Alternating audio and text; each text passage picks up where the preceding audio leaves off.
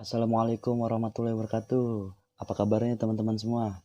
Semoga dalam masa pandemi ini dan PSBB kita masih dalam keadaan sehat walafiat ya. Ya pokoknya tetap di rumah aja lah, nggak usah kemana-mana kalau nggak tidak terlalu penting.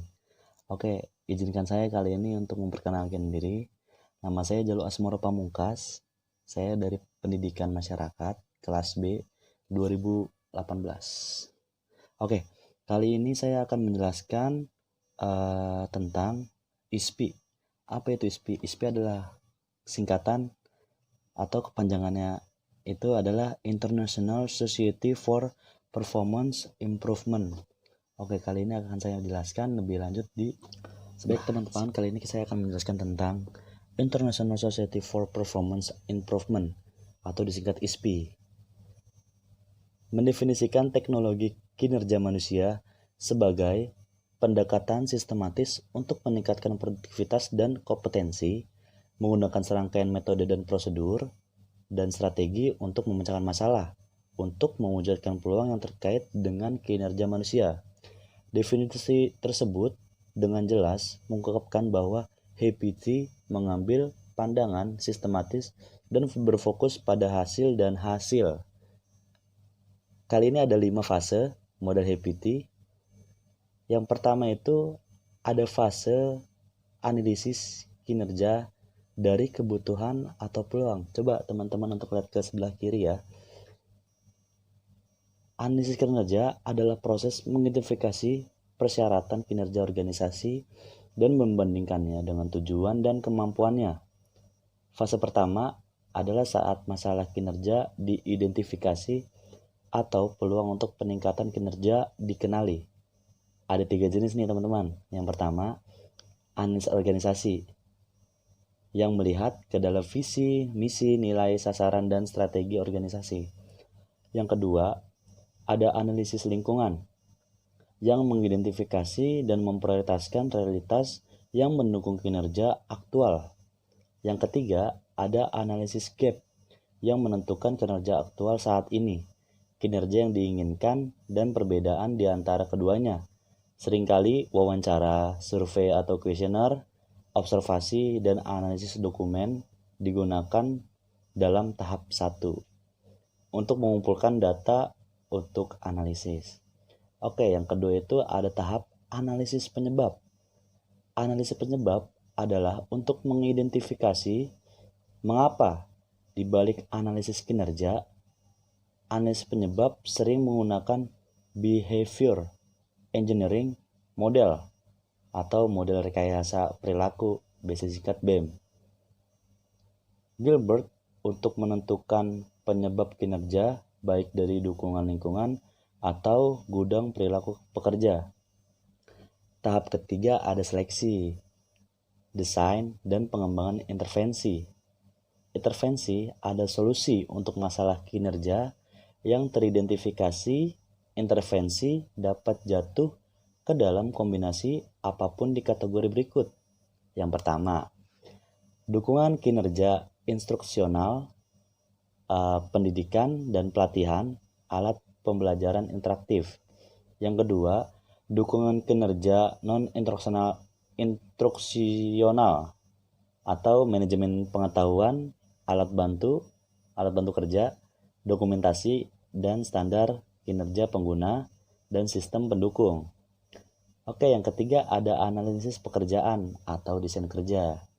Yang keempat, pengembangan pribadi atau biasanya pembinaan, pendampingan, pengembangan karir. Yang kelima, ada komunikasi organisasi atau jaringan komunikasi dan sistem informasi.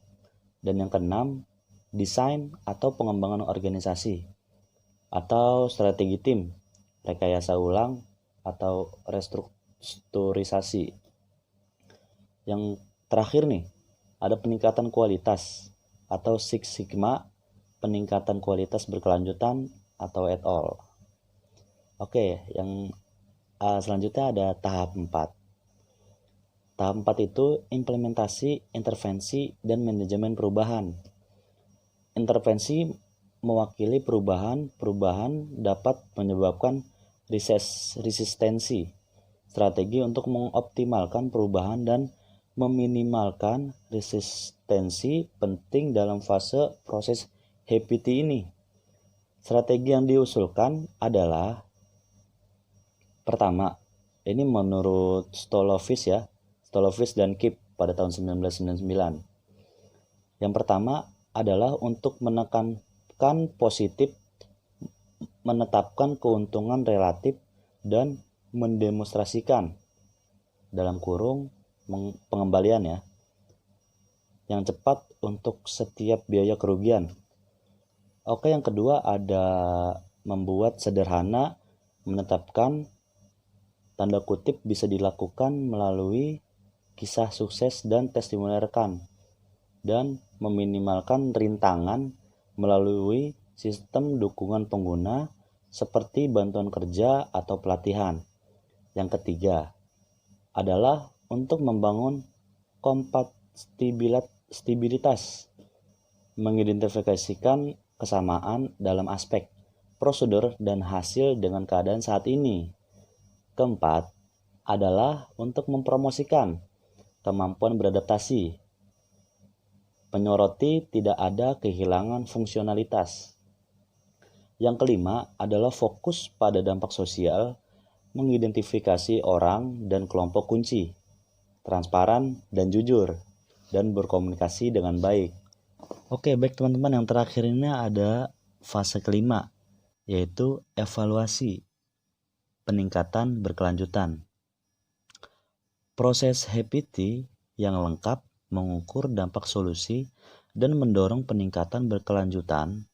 Berbagai evaluasi dapat digunakan dalam fase ini. Jadi ada beberapa evaluasi di sini. Yang pertama itu ada evaluasi formatif, melibatkan evaluasi produk dan layanan secara pengembangan dan seringkali secara berulang dengan tujuan untuk mendeteksi dan menghilangkan masalah kegunaan. Evaluasi formatif membantu membentuk upaya yang sedang berlangsung dalam proses HPT. Oke, yang kedua ada evaluasi sumatif, yaitu mengukur efektivitas proses dan intervensi HPT. Yang ketiga itu ada evaluasi konfirmatif, yaitu untuk mengukur efek jangka panjang dan intervensi.